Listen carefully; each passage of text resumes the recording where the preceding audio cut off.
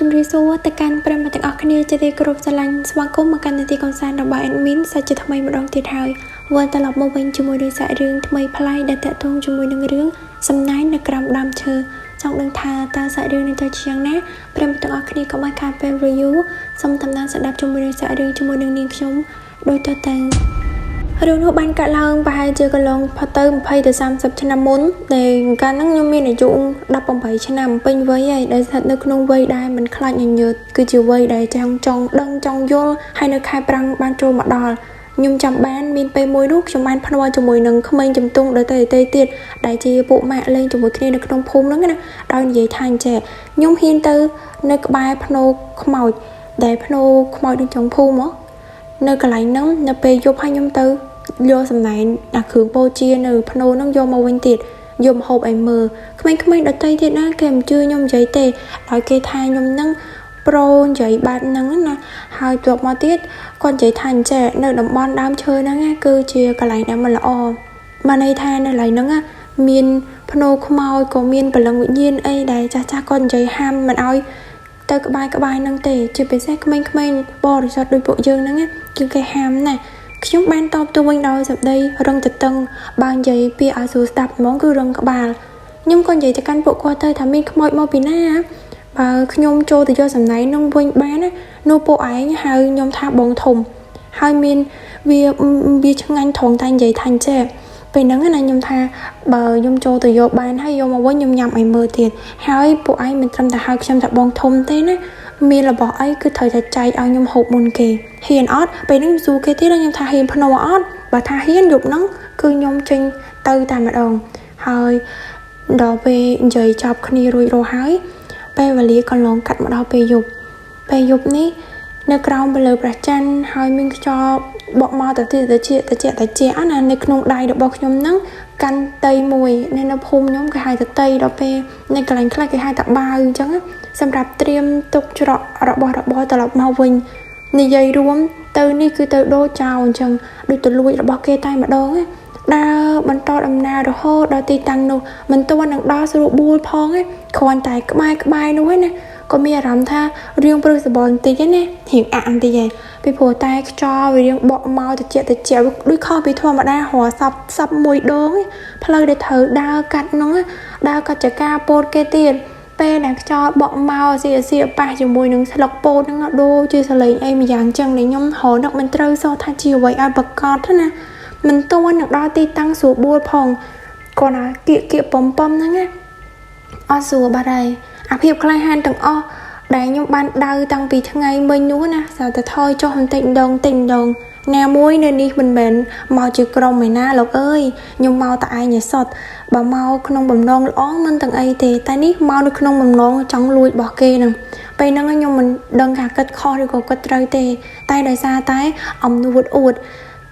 ត្រូវតែធ្វើឲ្យបានហ្មងធ្វើយ៉ាងម៉េចបើសិនជាធ្វើមិនបានគឺខ្មាស់គេពេញមកភូមិហើយយកមកទៅទុកណាទេពេលនោះខ្លាចក៏ខ្លាចហើយតែដោយសារតែចង់ឈ្នះចង់ដឹងផងថាកន្លែងនោះគឺដូចចាស់នៃគេនិយាយតមកឬក៏អត់ឬមួយក៏គ្រាន់តែចាស់និយាយបោកក្មេងទេដើរបដានិយាយម្នាក់ឯងតែពីបដានឹងឯងចេះទៅមុខរហូតទេបន្តិចម្ដងតែក្រោយមកហ្នឹងក៏បានដើរទៅដល់ដើមឈើធំដែលមានភ្នោខ្មោចនៅជុំវិញហ្នឹងមែនម៉ែឈើនៃដើមឈើចាស់ហ្នឹងបានរេរាំទៅតាមខ្យល់ហើយបញ្ចេញស្រមោលចង់មកលើដីដូចជាមនុស្សដ៏ធំមួយអញ្ចឹងខ្ញុំភ័យផងចង់ដឹងផងហាភ្នោខ្មោចហ្នឹងនៅក្នុងអាគេកប់នៅដីហ្នឹងអាទីបញ្ចុះសពហ្នឹងអាផ្លាកឈ្មោះបានហើបឡើងមកលើអើយខ្លះហ្នឹងថែមទាំងដួលលំពាក់កដាបាត់ទៅហើយមានខ្លះទៀតហ្នឹងដោះស្មៅសុបទៅទ្រប់ដីខ្ពស់ដែលបង្ហាញអំពីភាពរន្ធត់យ៉ាងខ្លាំងពេលនោះខ្ញុំដោយភ្នែកខ្ញុំរហ័សរវៃណាខ្ញុំបានប្រទះឃើញនំប៉ាវចំហុយដែលគេទុកនៅលើពៀនជើងពៀនមួយអាតំណគេដាក់ខ្សែហ្នឹងល្អខ្លះអត់ខ្លះហ្នឹងបានន័យថាអាខ្លះពាក់កដាហ្នឹងត្រូវសัตว์វាឆីឬក៏អីក៏ខ្ញុំមិនដឹងដែរហើយដោយគេគ្របណាកណាត់ក្រហមហើយបន្ទាប់មកទៀតហ្នឹងខ្ញុំក៏មានអារម្មណ៍ថាដូចជានៅកន្លែងដែលខ្ញុំបានឃើញហ្នឹងណាមិនជាភ្នោយូរទេតែថ្មីហ្នឹងទេប្រហែលជា 4-5 ថ្ងៃមុនទេដឹងដែលនៅសេសសល់ដល់ពេលគេធ្វើពិធីសកត់ភ្នោរួចរាល់ហើយណាដែលអ្នកជិតខាងឬគេនិយាយថាពីភូមិមួយហ្នឹងគេយក សាក់សពមកកប់នៅកន្លែងនឹងដែរណាខ្ញុំក៏បានអោនចុះទៅហើយដើរទៅចិត្តនឹងហៀបនឹងលូកដៃទៅរកអានំប៉ាវនឹងហើយស្រាប់តែលឺសូរសលេងក៏លួចឡើងភូសបលបរហើយដូចជាមេឈើកំពុងតែដោះគ្នាទៅវិញទៅមករបៀបស្ដាប់ទៅឡងភូសបលខ្លាំងហ្មងខ្ញុំបានងើយមុខទៅលើហើយឃើញអ្វីមួយស្ទង់ងឹតដោយអត់ច្បាស់ទេព្យួរនៅពីលើមេឈើសំយងចុះមកដល់ក្រោមរេរាទៅតាមចង្វាក់ខ្យល់ដែលគេបក់មកហ្នឹងណាភ័យពេលហ្នឹងចង់លួបប្រឡឹងមកស្រែកឡើងខ្លាំងតែម្ដងលែងខ្វល់អីទៀតលែងខ្មាស់គេអីទាំងអស់អ្នកណានៅទីនោះខ្ញុំស្រែកណាខ្ញុំស្រែកមិនមែនស្រែកប៉ុណ្ណឹងណាខ្ញុំស្រែកខ្លាំងណាគេនៅទីនោះអញ្ចឹងចាំបដល់កឲ្យនឹងស្រែកទៅណៃបើមានគេលឺចាំគិតតាមក្រោយទៀតទៅស្រាប់តែពេលនោះមួយរំពេចសោះហ្នឹងខ្យល់ហ្នឹងក៏ឈប់ភ្លាមហើយបរិយាកាសជុំវិញហ្នឹងឡើងស្ងាត់ឲ្យឆឹងសូម្បីតែសលេងសត្វល្អិតក៏ឈប់ដូចគ្នាដែរចង្រាត់ក្អាត់ក្អមអីហ្នឹងក៏គ្មានយំអីតិចរួចដល់ពេលអញ្ចឹងខ្ញុំលេបទុកមាត់អាមនុស្សខ្លាចគាត់លេបទុកមាត់គឺសោះហ្នឹងលឺសូរឡើងលាន់អញ្ចឹងមកន័យថាខ្លាចមែនតើណាខ្លាចយកតែមែនតើមិនលំទេអាកំពុងខ្លាចហ្នឹងដៃនេះក៏សវ៉ាចាប់នំប៉ាវមកទៀតអើយខ្ញុំតែសើខ្លួនឯងណាដែលទោះស្ថិតនៅក្នុងស្ថានភាពបែបណាក៏អត់ភ្លេចនំប៉ាវដែរកំពុងតែដាក់គោដៅមកយកនឹងដែរនៅលើជើងពីហ្នឹងព្រោះឃើញនំប៉ាវហ្នឹងល្អពេកយកតបានដាក់ចូលទៅក្នុងក្រុងហ្នឹងហើយរួចងាកទៅរកផ្លូវរត់យកតាមដងរត់អស់មួយទំហឹងមនុស្សប្រុសមានលេងសើចណាលោកអើយសក់វិញបះឡើងប៉ិនល្អីប៉ុន្តែបន្ទាប់ពីរត់បានបន្តិចទេខ្ញុំមានអារម្មណ៍ថាមានអ្វីកំពុងតែប៉ះនឹងខ្នងរបស់ខ្ញុំយ៉ាងស្រាលព្រះអង្គឯងទុនដោយសក់ស្ត្រីអញ្ចឹងគ្រាន់តែនិយាយពីសក់ហ្នឹងនៅក្នុងចិត្តរបស់ខ្ញុំដឹងថាខ្ញុំជួបអីដូចនៅក្នុងរឿងកូនចង់ម៉ែហើយខ្លាចមែនតើហ្មងឲ្យដឹងអារម្មណ៍ថាខ្លាចហ្មងសមាទោចង់លុចនោមដាក់ខោនៅពេលហ្នឹងតែមានហ៊ានមើលភ្លាមណាតាំងអារម្មណ៍តាំងសតិសិនទើបងាកបែរខ្នងខ្វាច់ហ្មងដល់ពេលបែរខ្នងប៉ុន្តែអត់មានឃើញអីសោះនៅទីនោះឡើងទេមានតែសមោដើមឈើដែលវាចាំងពីបលឺព្រះច័ន្ទនៅពេលខ្ញុំទៅមានយកប៉លមកណាកាលពីមុនហ្នឹងគ្រាន់តែពេលព្រះច័ន្ទពន្លឺចាំងមកហ្នឹងក៏យើងអាចមើលផ្លូវទៅផ្ទះមកវិញបានដែរហើយនៅក្នុងចិត្តរបស់ខ្ញុំហ្នឹងវារៀងធូរបន្តិចព្រោះអត់មានបានឃើញអីទេតែកុំហ៊ានពជាពេលវេលាតទៅទៀតដែរអត់បើឯព្រះអង្គយូរទេរត់បន្តទៀតដំណើរទៅមុខឈ្មោះសណ្ដាយត្រឡប់ចូលទៅភូមិវិញឯងអត់មាននៅរាទេមានណាបន្តរត់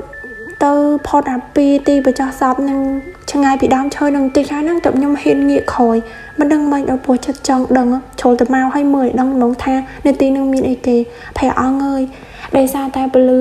ប្រច័នហ្នឹងវាភ្លឺពេកអីក៏មិនដឹងខ្ញុំមើលទៅដូចជាមានរូបមនុស្សមួយដែលកំពុងពាក់អាវពណ៌ខៀវច្បាស់ណាស់ពាក់អាវកណាត់ពណ៌ខៀវព្យួរពីលើមេឈើនឹងយងចុះមកខមមកទម្លាក់ជើងរបស់គាត់ហ្នឹងចុះតាំងពីលើកាត់មើលចុះតាំងពីលើរហូតមកចិត្តដល់ដីវែងប៉ុណ្ណាទៅហើយឃើញទៅអ្នកស្រួលហ្នឹងស្លាប់ឈឹងនឹងប្រោយខ្ញុំគាត់តែឃើញហើយភ្លាមយ៉ាងអស់ឡើងស្គប់នៅមកកន្លែងដៃជើងរបស់ខ្ញុំឡើងញ័រអស់ហើយឡើងទុំដៃទុនជើងណា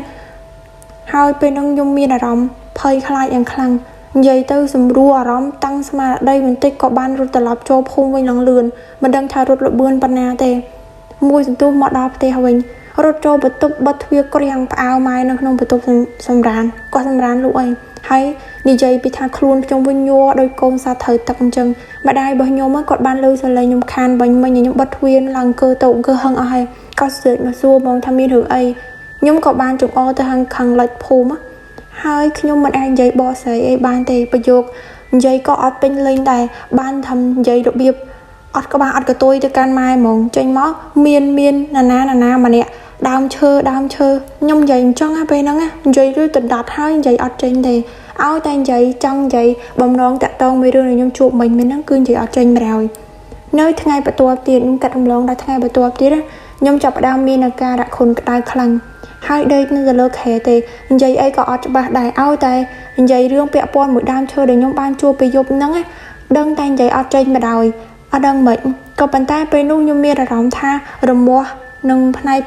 កករបស់ខ្ញុំនេះដូចមានអ្នកណាគេមកអែមករំពេចស្រាប់តែខ្ញុំបដូរទៅជាឈឺដូចមានអ្នកណាយកខ្សែមករឹតរកខ្ញុំអញ្ចឹងវាឈឺចាប់ខ្លាំងមែនតើហ្មងខ្ញុំក៏ពេលហ្នឹងល្វើខ្ញុំបាននិយាយថាមានអ្នកណាកំពុងតែទាញកខ្ញុំហិតកខ្ញុំអញ្ចឹងណាម៉ែខ្ញុំហ្នឹងគាត់បានដកទូរស័ព្ទចុចទៅគ្រូពេទ្យខ្ញុំឃើញគាត់ភ័យរត់ឆ្លេឆ្លាជើងទៅទេ នៅក្នុងភូមិទៅក្នុងភូមិទៅរកពេទ្យហ្មងដោយសារអីទូរស័ព្ទវាអស់លុយតែអត់ចេញមួយសន្ទុះក្រោយមកនឹងម៉ែក៏បានត្រឡប់មកជាមួយនឹងលោកគ្រូពេទ្យវិញគេបានមើលអាការៈខ្ញុំហើយបានចាក់មកជុលវិទ្យាសាស្ត្រចាក់ថ្នាំហ្នឹងឲ្យខ្ញុំពីមកជុលប៉ុន្តែចាក់ទៅខ្ញុំអត់មានធូរស្បើយណាអត់មានបានជួយអីដល់ខ្ញុំបន្តិចទេក្រោយមកហ្នឹងលោកអ៊ំមេភូមិក៏បានអញ្ជើញមកទៀតហើយនៅពេលដែលគាត់ឃើញស្ថានភាពរបស់ខ្ញុំមើលទៅដូចវាមិនស្រួលហើយគាត់ងឿងឆ្ងល់សួរថាមិនបានដល់ថ្នាក់ហ្នឹងខ្ញុំកើតអីពេលហ្នឹងម៉ែរបស់ខ្ញុំក៏បានរៀបរាប់តាមដំណើររឿងដើមតងជូនលោកតាទៅហើយគាត់និយាយតបមកវិញថាអញ្ចេះខ្លាចតែឯងហ្នឹងបានទៅប៉ះពាល់អីនៅលើដើមឈើនោះបានជាទៅជាបែបហ្នឹងគេប្រកាន់ឯងតែដឹងច្បាស់ណាស់បើបែបនេះមែនណាគួរតែទៅរកគ្រូណាដែលគេចេះរបៀនមើលទៅល្អវិញលោកតាមេភូមិហ្នឹងប្រាប់ម៉ែខ្ញុំឲ្យខ្ញុំហ្នឹងទៅកន្លែងទីបញ្ចុះសពហ្នឹងដើម្បីដុតលុយក្រាស់ប៉ុន្តែខ្ញុំដើរអត់កើតទេបើខុសពីខែរួចហ្នឹងម៉ែខ្ញុំក៏ទៅជំនួសទៅហើយគាត់និយាយពាក្យពី3ម៉ាត់ទៅណាដោយនិយាយទៅកាន់ដើមឈើហ្នឹងក៏សុំកម្មាទោសគេឲ្យដុតក្រាស់សែនណាលុយក្រាស់សែនហ្នឹងក៏និយាយពាក្យថាអញ្ចេះខ្ញុំគឺជាម្ដាយរបស់ក្មេងនេះហើយក្មេងនេះវាល្ងងខ្លៅវាមិនដឹងអីទេឲ្យក្មេងវាដឹងខ្យល់អីទៅកុំប្រកាន់វាអីសុំទោសផងអត់អោនកូនចៅផងសិតតែកូនចៅរបស់លោកទេបដៅគ្នាតែប៉ុណ្្នឹងបានហើយខ្ញុំជាម្ដាយរបស់គេខ្ញុំបានធ្វើតាមអ្វីដែលអស់លោកបានត្រូវការហើយចង់ឲ្យខ្ញុំធ្វើអីទៀតសូមឲ្យគ្នាជាសះស្បើយវិញមកប៉ុន្តែបន្ទាប់ពី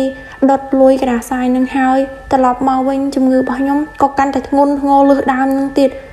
ម្ដងនេះមុខខ្ញុំឡើងហើមដូចហ៊ីងត្រូវភ្លើងអញ្ចឹងឡើងសុទ្ធតាអត់ក្រហ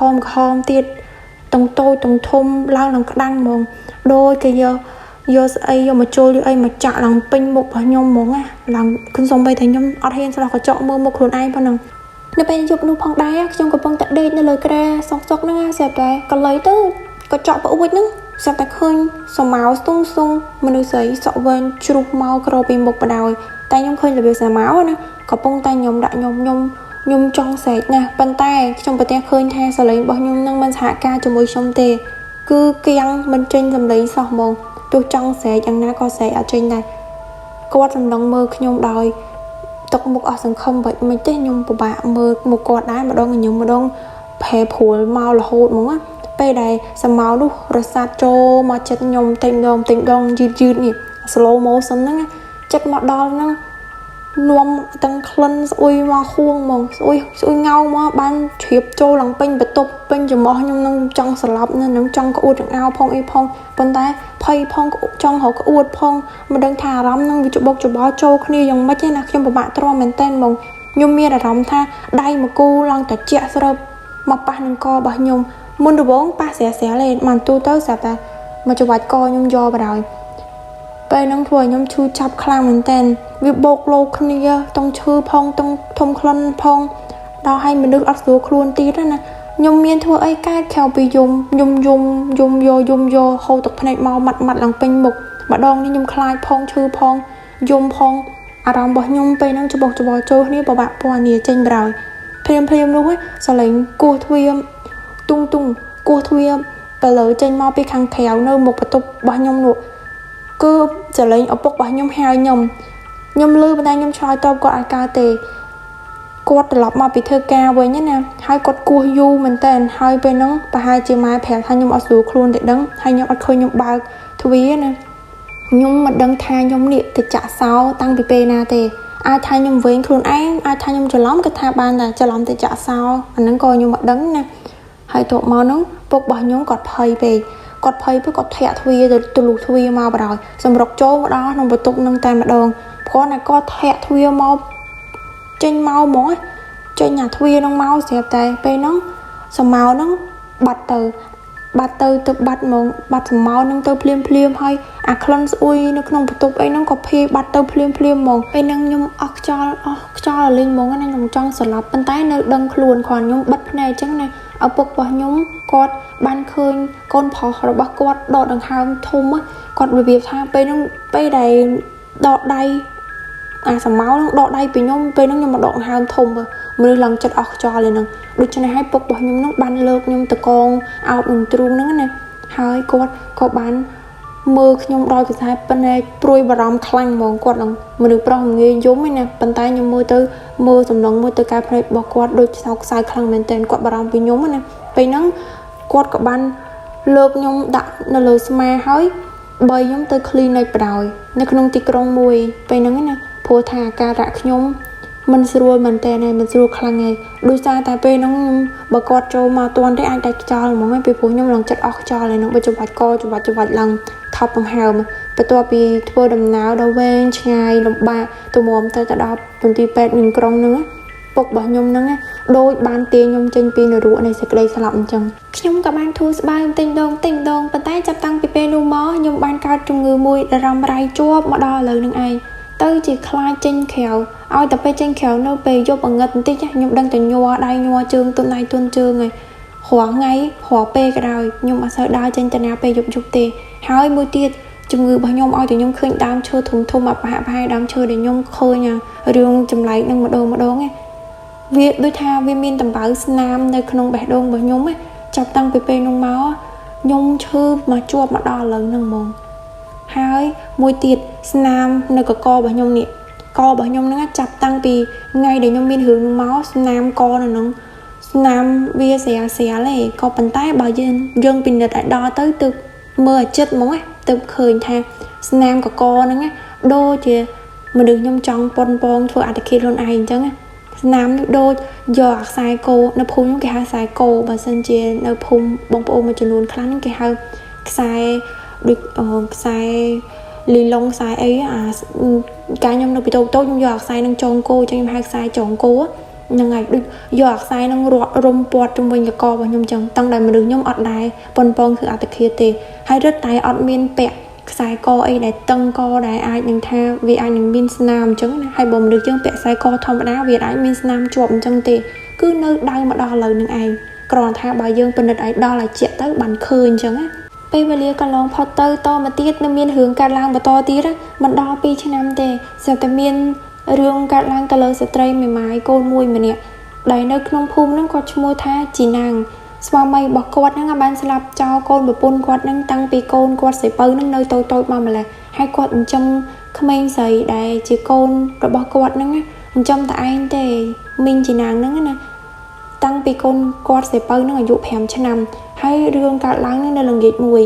ក្មេងស្រីម្នាក់ដែលឈ្មោះស្រីពៅហ្នឹងណាវាលេងធម្មតាទេនៅច្រកចិញ្ចោភូមិហ្នឹងរត់លេងក្មេងៗនៅស្រុកស្រែចំការហ្នឹងលេងចុះលេងឡើងមានទៅអីប៉ុន្តែពេលហ្នឹង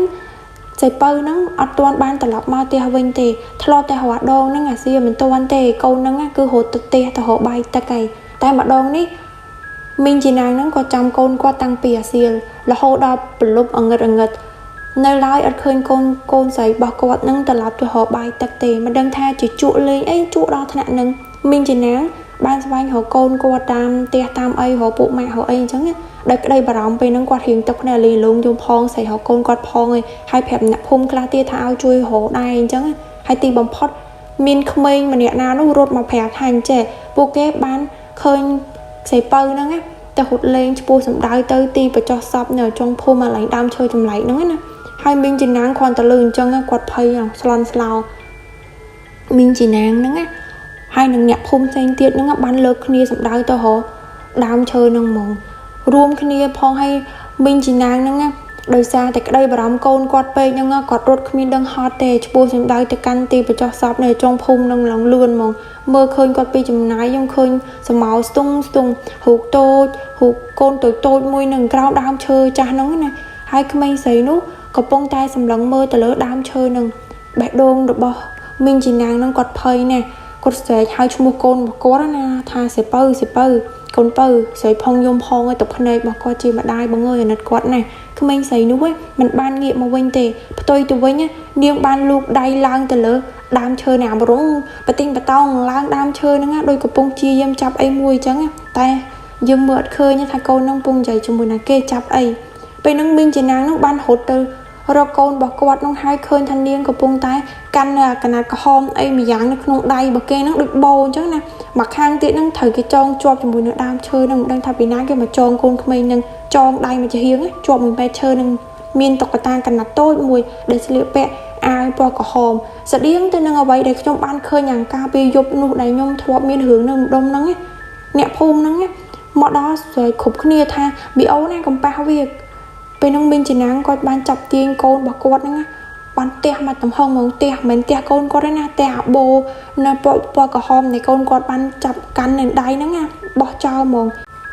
ពេលហ្នឹងមីងចំណាំងហ្នឹងគាត់ក៏បានចាប់លើក3សៀវភៅហ្នឹងរត់មករកគេរកឯងអ្នកភូមិដែរទៅជួយរកសៀវភៅមកជាមួយគ្នាហ្នឹងណាមកជុំគ្នានោះហើយក្មេងនោះចាប់ដើមយំហើយច្អល់ទៅតុក្កតានៅលើដើមឈើហ្នឹងហើយចេះម៉ែមីងនោះគាត់ចង់យកខ្ញុំទៅដើរលេងនៅភូមិរបស់គាត់គាត់ថានៅភូមិរបស់គាត់សុបាយណាចង់នាំខ្ញុំទៅជាមួយដែរក្រោយពីដឹងសាច់រឿងអីហើយអ្នកភូមិណៅគេក៏អំបែកគ្នាគេទៅក៏ពួកអីរកកូនគេនឹងឃើញអញ្ចឹងណាម្នាក់ក៏អំបែកទៅផ្ទះរៀងខ្លួនទៅពេលហ្នឹងមីងចំណាំងគាត់មានអារម្មណ៍ភ័យខ្លាចយ៉ាងខ្លាំងពេលមកដល់ទីណាគាត់រត់ចូលទៅក្នុងបន្ទប់ហើយសង្ងំដូចអាការពីឆ្នាំមុនដែល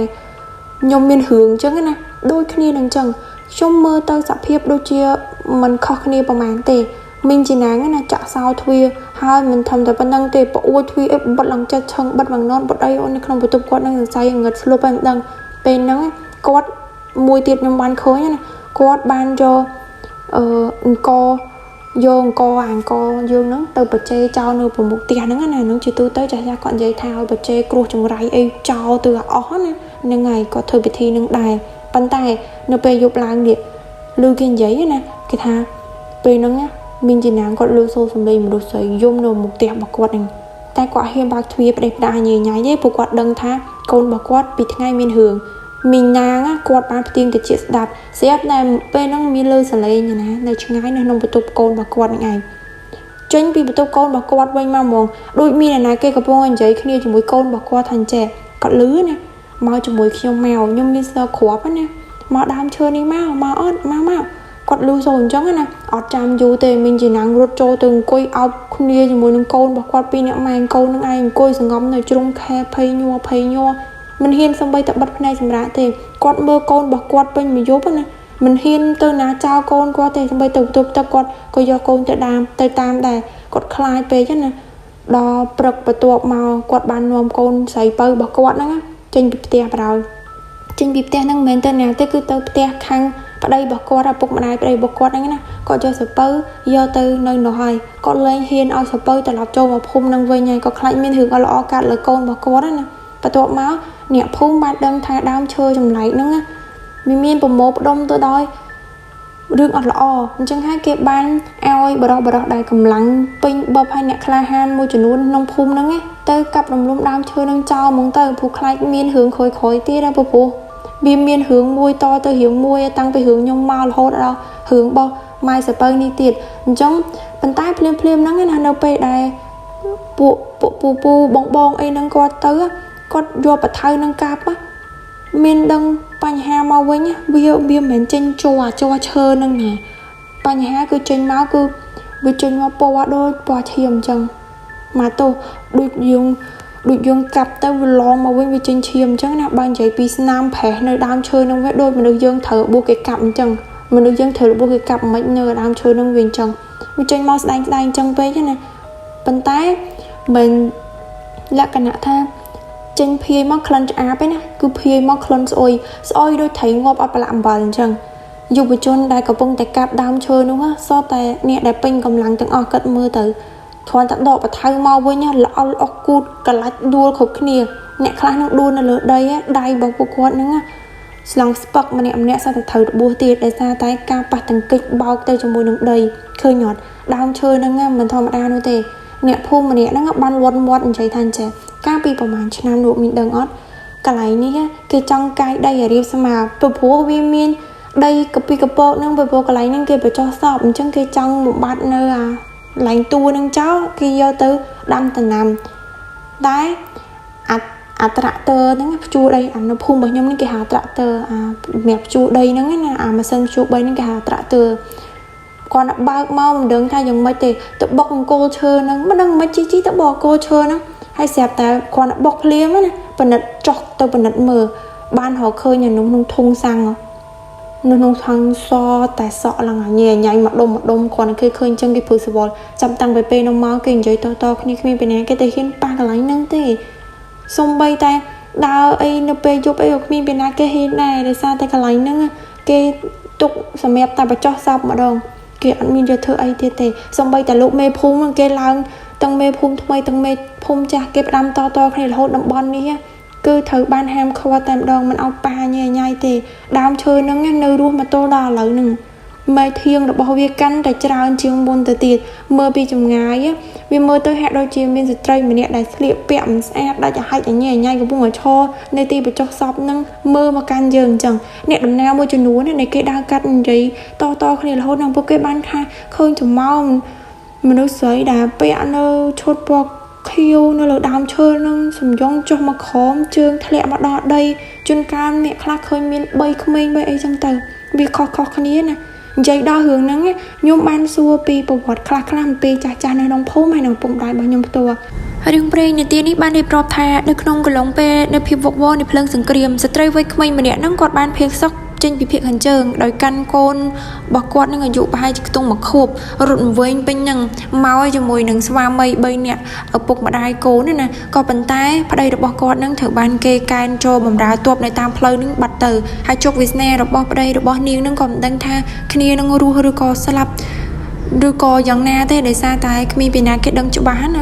niên nôm tầm này anh thì hai đừng comment cái lại xe na được thử tới phù bục mà đai bong ô sợi như đấy còn mi đừng kê đài hay trong bay đài phơi sừng kìm phục vụ chẳng ngăn nè rồi tập ra vô thì niên có ban cho chỗ cao bờ son nơi bài vót cha mùi đài vót cha nông riêng trôm tay trái xong tại không miên việc bạn bay khăng nè hay việc con nơi chất cái lại cái bờ cho sao bài nắng đào chơi nâng tiệt hai nơi đâu đừng nghĩ đang xé bay thì trẻ khăng mình tên pro nó có thể khăng thua ơi à lái bạc ca để đo nơi tam pray ấy vi sẽ ấy gọn miền này hay dòng bay tại